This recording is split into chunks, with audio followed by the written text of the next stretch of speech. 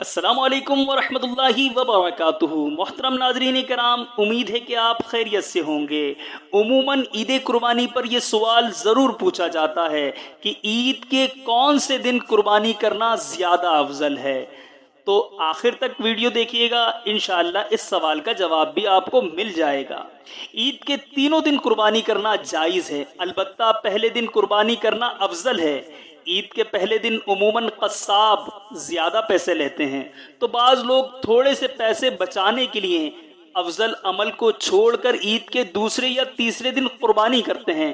یوں چند پیسوں کی خاطر اتنا مہنگا جانور لانے کے باوجود پہلے دن قربانی کرنے کی فضیلت پانے سے خود کو محروم کر دیتے ہیں۔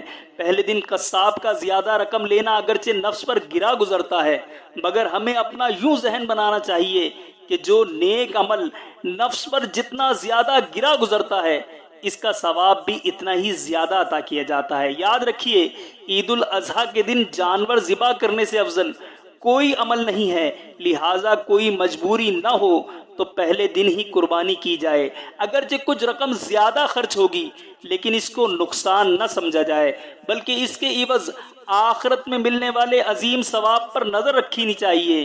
اگر کسی کے گھر میں دوسرے یا تیسرے دن دعوت ہوتی ہے، اس وجہ سے وہ پہلے دن قربانی نہیں کرتا، تو اسے چاہیے کہ پہلے دن قربانی کر کے اس کا گوشت فریج میں رکھ دے اور اگلے دن دعوت میں استعمال کر لے، کیونکہ ایک دو دن میں گوشت کے ذائقے میں کوئی خاص فرق نہیں پڑتا۔ فقط لذت نفس کے لیے پہلے دن قربانی کے عظیم ثواب سے محروم ہو جانا دانش مندی نہیں بلکہ محرومی ہے۔